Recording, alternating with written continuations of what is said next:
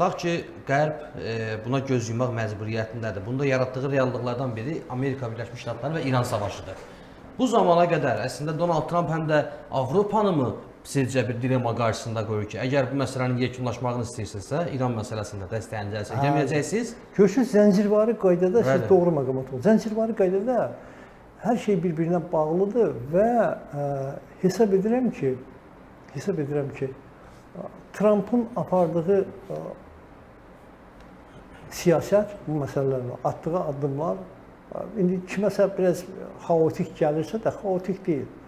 Mən hesab edirəm ki, hər şey ölçülə-ölçülə, biçilə-biçilə, hər şey yəni Amerikanın istəyinə uyğun şəkildə bütün proseslər gedir.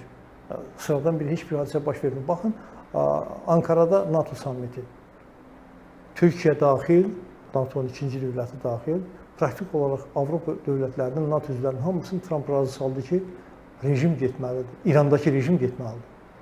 Və siz də bunun üçün mənim yanımda dayanmalısınız. Bax, buna qədər belə deyildi axı.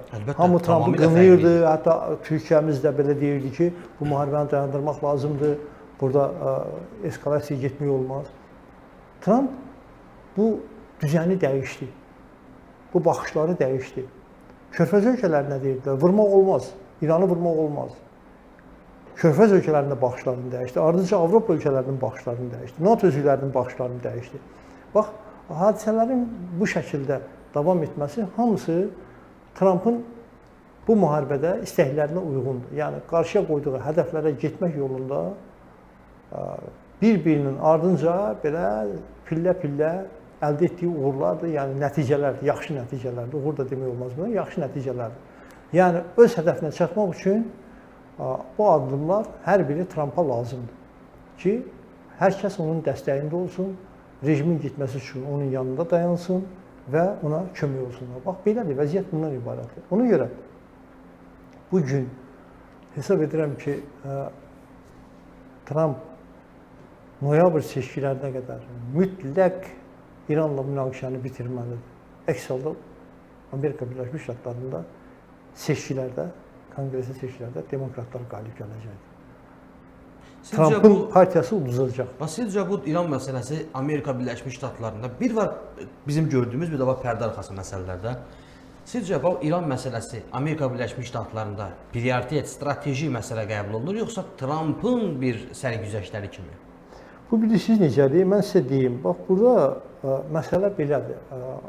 Amerika cəmiyyəti ümumilikdə baxır, biz müharibə istəmirik, deyir. Bizim vergilərin müharibəyə xərclənməsi bizim üçün pis bir haldır. Müdafiə Naziri elan elədi, Müharibə Naziri elan elədi, 37,5 milyard dollar pul xərcləmişik. Bunu Amerika vətəndaşı, sıradan olan bir vətəndaş heç də yaxşı qarşılamır. O deyir ki, mənim vergimi niyə görə aparıb sən İranda müharibəyə xərcləyirsən? Ölkənin içindəki sosial problemləri həll elə, mənə aid problemləri həll elə. Yəni, ölkənin iqtisadiyyatına töhfə verəcək bir məsələlərin həllinə yönləndirib bu pulları. Bu baxımdan Amerika vətəndaşı narazıdır. Amma strateji bir məsələ var. İndi hər vətəndaşın başa düşəcəyi bir məsələ deyil. Amerikanın Avropa-Asiya siyasəti var. Amerikanın dünya hegemonluğu siyasəti var. Amerika dünyanın dənizlərində hegemondur. Okeanlarda hegemondur. Amerika Avropa-Asiya məkanında da hegemon olmaq istəyir. Çin ildırım sürəti ilə irəliyə gedir. Amerika bunun qabağını ala bilmir. Yəni, hesablamalar onu göstərir ki, yaxın 3-4 ildə Çin iqtisadi imkanlar baxımından, iqtisadiyyatın ölçüləri baxımından Amerika Birləşmiş Ştatlarını geridə qoyacaq. Yəni, Amerika bunun fərqindədir. Texnologiyalar, müasir texnologiyalar. Vaxtilə Çin birbaşa Amerikanın ən yeni müasir texnologiyalarından asılı bir durumdaydı. İndi artıq Amerikanı bir çox texnoloji proseslərdə, sahələrdə ötüb keçir. Amerika bunun fərqindədir və fərqindədir, onun narahatçılığını keçirir.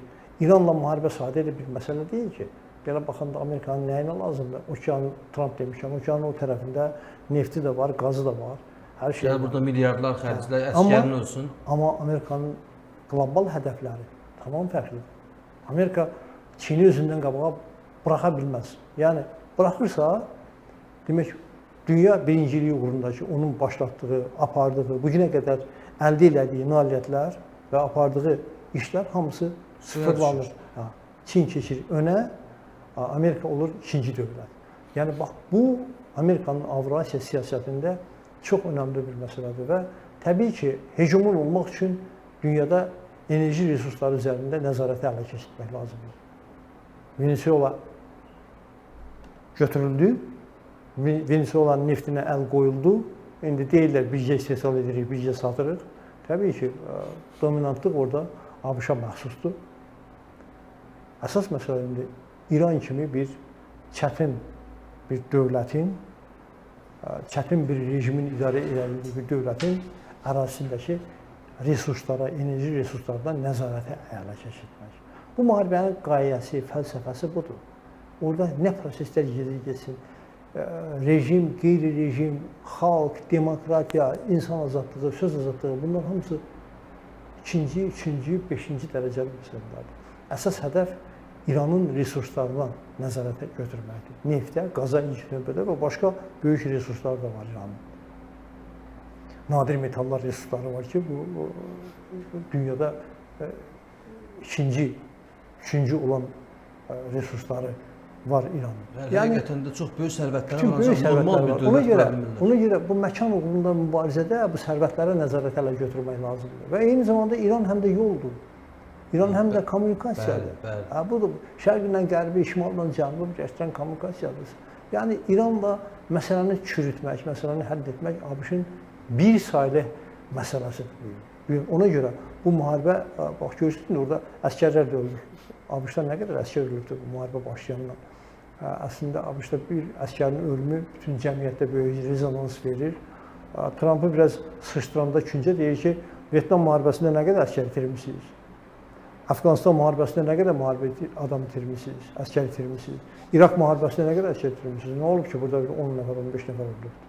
Bu da qlobal bir məsələdir. Amerika üçün qlobal bir məsələdir. Amerika üçün həyati bir məsələdir. Yəni, o qlobal müstəvidə Amerika üçün həyati bir məsələdir. Onu sıradan bir vətəndaş bu şəkildə dəyərləndirə bilmir Amerikada. O elə deyir ki, mənim vergimin yapar, orada xərcləyirsən. Amma Amerikanın bir dövlət olaraq strategiyası var. Uzağa hesablanmış qlobal strategiyası var. Amma o strategiya bax, bu dediyimdən ibarətdir. Ona görə bu yolda Trump son günlər içərisində, son saatlar içərisində dediyi fikirlər ki, biz geniş miqyaslı müharibəni mən haqqında qərar qəbul etməyin bir addımlığındayam, qəbul edəcəkdir, başqa yolu yoxdur. Və hətta mən başqa efirlərdə demişəm, səhv etmirəmsə, Qırmızı Masada da bir dəfə fikirlər səsləndirmişəm. Zərurət olarsa, Trump artıq dünyanı inandırmağa, öz ətrafındakı dövlətləri, bütün dünyanı inandırmağa çalışır ki, bu rejim getməlidir. Bu rejim fəlakətdir, bu rejim təhlükədir, bu rejim təhdiddir. Yaxın şərqdə təhdiddir, bütün dövlətlər üçün təhlükədir və İran da elə bu şəkildə davranır da. Yəni, özünün bir təhlükə olduğunu ortaya qoyur. Region üçün, tək İsrail üçün yox. Bu tezisinin altını doldurur. Doldurur, bəli, doldurur. Əməlləri ilə, hərəkətləri ilə doldurur. O körfəz ölkələrini vurmaqla, ona buna hədə gəlməklə, qorxu gəlməklə. Bax, bu deyilənlərin altından imza atır, təsdiq, mühür vurur İran. Ona görə də Trump, mən hesab edirəm ki, bütün dünyanın aparıcı dövlətlərini və hətta ikinci cərgədə dayanan dövlətləri inandıracaq sonda ki, zərurət yaranarsa İranı məğlub etmək üçün bəlkə də taktiki nüvə silahından da istifadə etmək ehtiyacı yaranacaqdır.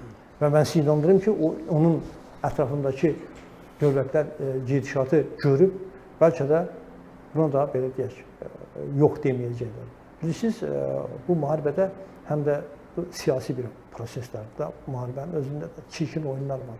Bəlkə də elə bir şərait yaranacaqdır ki, deyim sizə, yadınıza salıram 2011-ci ildə baş verən hadisələr.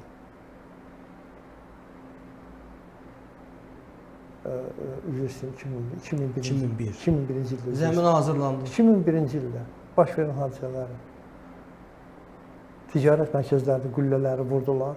Bu günə qədər İctimai rəy yarandı. Bilinmir ki, bu necə oldu? İctimai rəy yarandı, Əfqanistana, İraqa girdilər. Necədir? İndi hardadır təminat ki, eyni bir hadisə ya Amerikada, ya Amerikanın bugünkü bölgəyə yerləşdirdiyi ordu ilə bağlı, ya o təyyarə daşıyan gəmilərlə bağlı bir belə deyək də, bir təxribat, ciddi bir təxribat, nüvə silahından istifadə etmək qədər şəraiti yetirən bir təxribat baş verməyəcəkdi ki, orada Amerika taktiki nüvə silahından istifadəyə əl atsın və dünya da onu qınamasın. Ya bildinmi? Aha, bəli. Ətrafı da onu qınamasın. Hakikaten bu İran'ı da bundan artıq İran'ı idarə etmək mümkün deyil. İran'ın öhdəsindən gəlmək mümkün deyil. Onun yeganə yolu Amerikada bunun öhdəsindən gələ bilmir və məcburiyyət qarşısında taktiki nüvə silahından istifadəyə icazə verir. Görürsünüz, İranı hədələmək üçün demək, Səudiyyə Ərəbistanı ilə nüvə proqramı ətrafında danışıqlar aparılır, razılıqlar verilir ona. Düzdür, İsrail burada biraz mövqeyi başqadır.